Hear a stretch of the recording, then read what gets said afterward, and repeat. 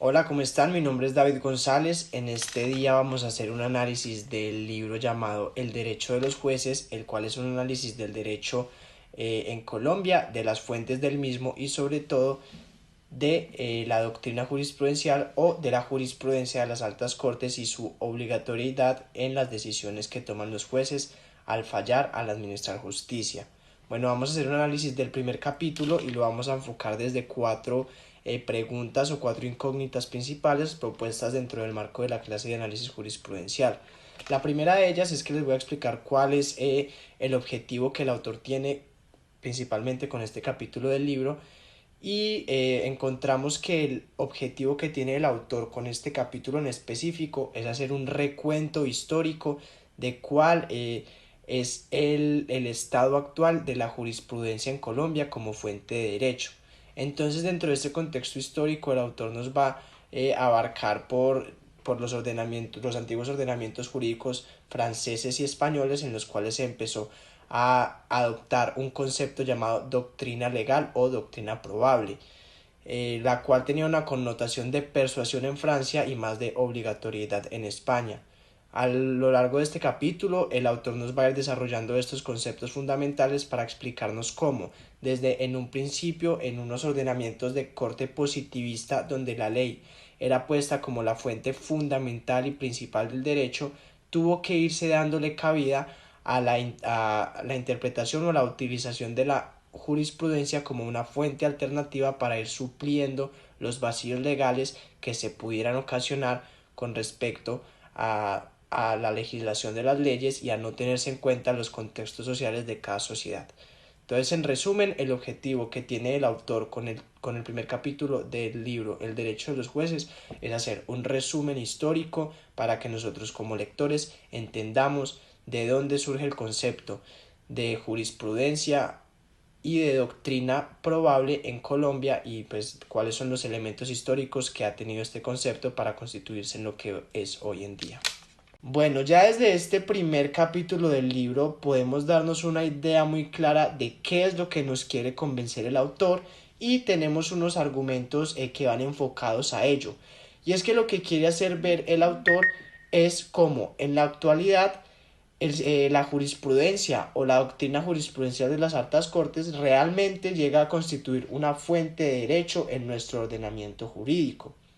Como ya les venía contando, este primer capítulo es de corte netamente histórico en el cual vamos a ver la evolución de la figura de la doctrina probable. Por lo tanto, los argumentos del autor van enfocados a reconocer la necesidad histórica del surgimiento de esta doctrina. Bueno, quiero rescatar en especial un argumento de este capítulo y es en el que el autor acota cuáles fueron las principales críticas que sufrió este concepto en sus inicios por allá en los años 1890. En específico, el autor informa que lo que en un principio la Corte quería utilizar para llenar los vacíos que surgieran de un ordenamiento que tal vez el legislativo no había previsto ciertas situaciones sociales, se había convertido esta doctrina legal en un instrumento demasiado restrictivo para la administración de justicia de la época, ya que implicaba que los jueces debían de manera obligatoria ceñirse por tres decisiones uniformes de la Corte en un caso en concreto. Entonces, digamos que esta crítica la aborda el autor para informarnos a nosotros cómo se transformó este concepto de doctrina legal al concepto que se maneja hoy en día de doctrina probable, en el cual se dice que un juez hoy en día podrá eh, inclinarse o tener en cuenta cuáles fueron las consideraciones de la Corte en un caso en concreto en tres ocasiones diferentes, pero en un caso dado podrá apartarse de dichas consideraciones si él considera que esto atenta contra el orden constitucional o contra las garantías que está defendiendo en un caso en concreto. Bueno, como les iba esbozando en la introducción, lo que nos quiere apuntar el autor es hacernos a nosotros como lectores analizar de dónde sale el concepto que se utiliza hoy en día en Colombia de doctrina probable y pues nos lleva a lo largo de un contexto histórico en el que nos da todos los instrumentos que necesitamos para entender de dónde viene este concepto.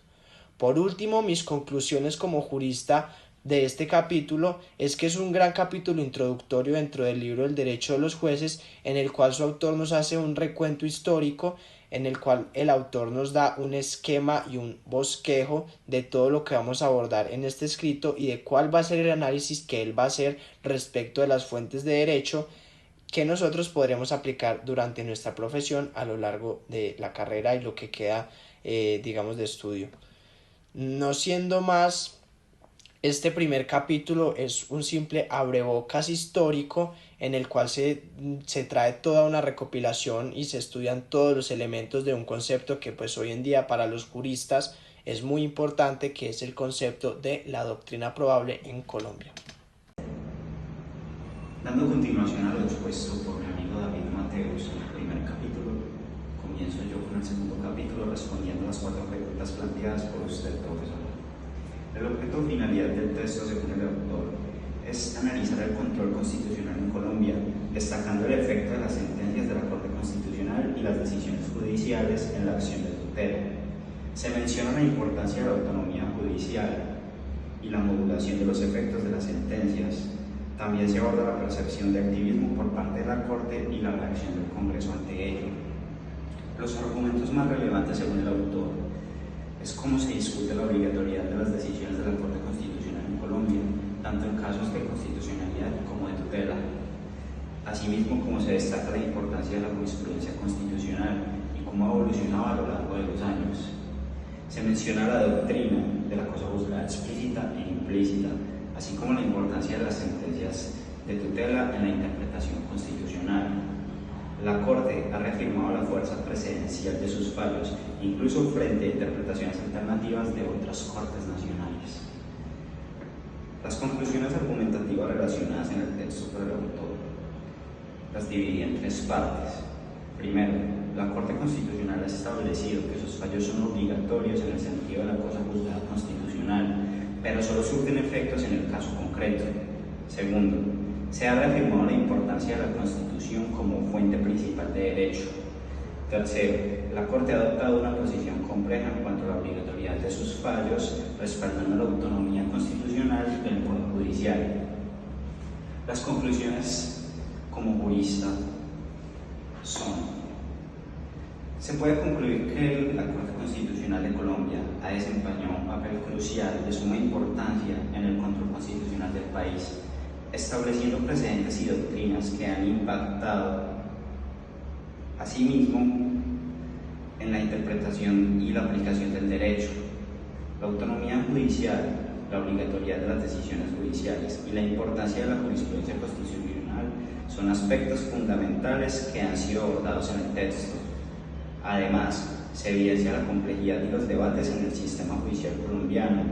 en torno a la interpretación y aplicación de las decisiones de la Corte Constitucional. La Corte ha buscado fortalecer el valor formativo de sus sentencias, especialmente en relación con la cláusula de igualdad de la Constitución colombiana, aunque enfrenta resistencia y desobediencia por parte de otros jueces y cabezas institucionales. La modulación de los fallos y la flexibilidad de la interpretación de la cosa juzgada implícita han sido temas recurrentes en la jurisprudencia de la Corte,